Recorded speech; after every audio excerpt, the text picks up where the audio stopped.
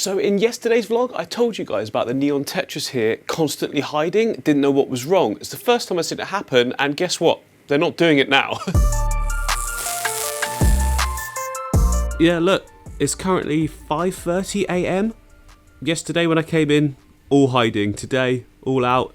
The Discus are right there, so some of the concerns saying that, you know, they can see the Discus now, it's more bright in there, which I appreciate what people are saying. To be fair, I have brought the light down a little bit, the whole thing's changed and it's more bright in general, but look, that definitely wasn't the case. So a lot of people in the other comments were saying down in that back section where they were hiding, which was in that gap there, they were saying that they could be going in there to do some breeding or something like that, which is annoying because I want to be able to see it, but that's okay if they are. How cool would that be? Maybe there's some eggs scattered around the back there that might hatch out. Maybe they'll survive down in the leaf litter. I mean, that would be really, really cool if we can get some neon tetra babies. I know you can buy them cheap, but it's not the same as when you get babies coming out of anything, which is what I'm learning now with quite a few of the tanks.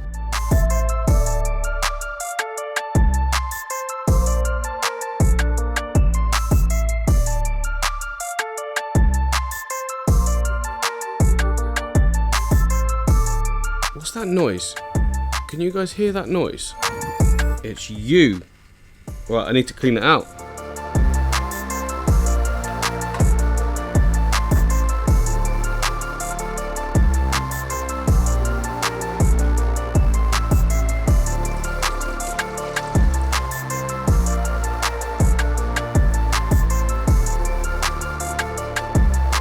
Okay, first of all, that is nasty, but it's also good. And the reason I say it's good is because all of this gunk that's in there is now not in there. We're taking it all out. It means that the filter's working really efficiently, which is great for the tank. And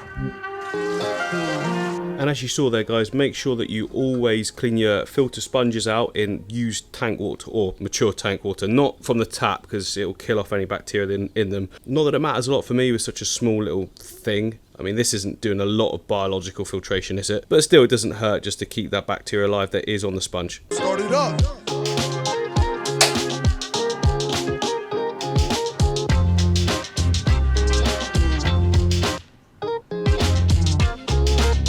And I cannot believe the immense start we're having with the ecosystem aquarium. Look at it. Look at it.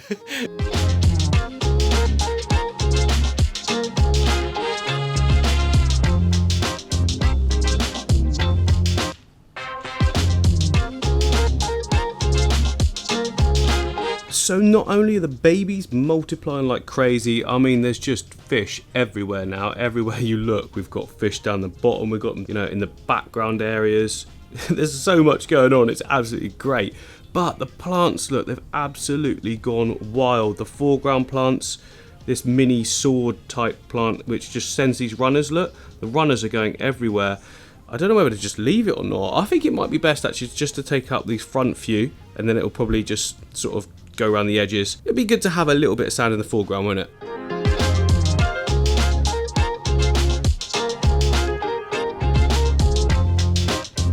But all the stems in this area, for instance, they're going upwards and leaning across, and that's because we're creating quite a lot of flow from this little internal filter, as you can see by all the movement on everything.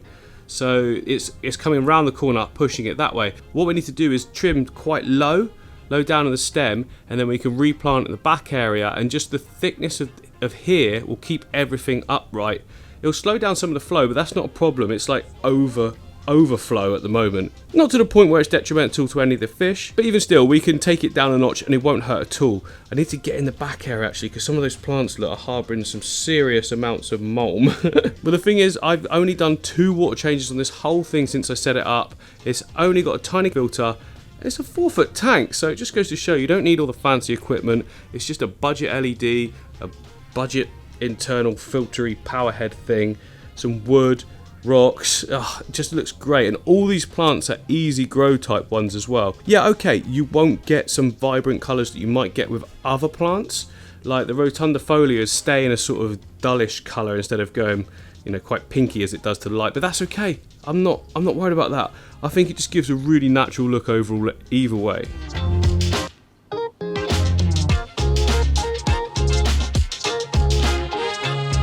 So So the plants are established, the fish are breeding like crazy, too many in fact. I mean, you can't keep that number of population growing. So soon we'll be introducing some larger fish. They will keep the population under control. The strongest will survive, sort of thing, the ones that stay hidden. I mean, no doubt some of the babies would have been eaten already by their own kind, so it's just what happens in like tanks full of babies, isn't it? And the reason that fish like this have so many babies is because they're expected to lose a certain percentage. Like again, only the strongest and most wise are supposed to survive. Clearly not wise.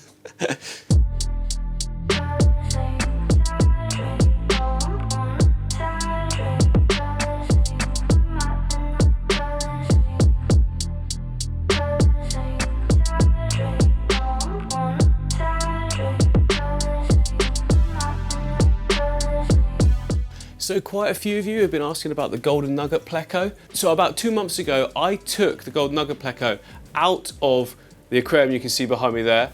That is the Amazon aquarium that I created. Now I took him out, or her out, I'm not even sure, because I thought that it was eating all the Amazon swords. Turns out that wasn't the case at all. Now the reason I know that is because I've got Amazon swords in the tank here that the pleco's in, and none of the swords have been eaten. So what I've done with the tank is pretty much just leave it to its own devices, and we've got an absolute carpet of duckweed on the surface. I don't mind that though, to be fair. The gold nugget seems to be really happy in this environment. There it is. I mean, you don't get the great colours coming through because of all this greenness, but that's okay. He likes it, or she likes it. So we've got a nice big Amazon sword in the middle, look. Not a single leaf on it has been chewed. There's more swords at the back. There was way more Vallisneria in here, but I melted it all because I put too much of the, the CO2 booster stuff in there, which is effectively glutaraldehyde, a kind of bleach. And so far, that's the only plant I've seen that's melted back as a result. All this stuff you can see here now is new growth that's come since, because after I saw it happen, I was like, whoa, don't do that again, because it looks so good with all the val growing at the back.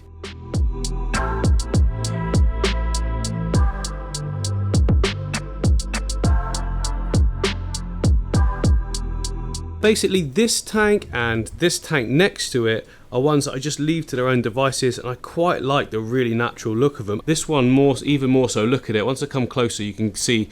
Oh, yeah, there we go. So we've got like 4 or 5 sparkling gouramis in here. They seem to really love this environment as well. Look at the glistening on them, the colours. Look at that. A little bit of aggression there, but that's okay. That's normal. Get out of my zone. Territory, sorry. Look at the colours on that one. What a beauty. Are they showing to each other? Some sort of male dominance, I think. I think they're both males by the looks of things, going by the colours and that. So what I've done is effectively just completely leave all of this algae to create a big bed at the bottom. The water's crystal clear and there's an absolute ton of plants growing at the top. This is all Hygrophila Siamensis 53B.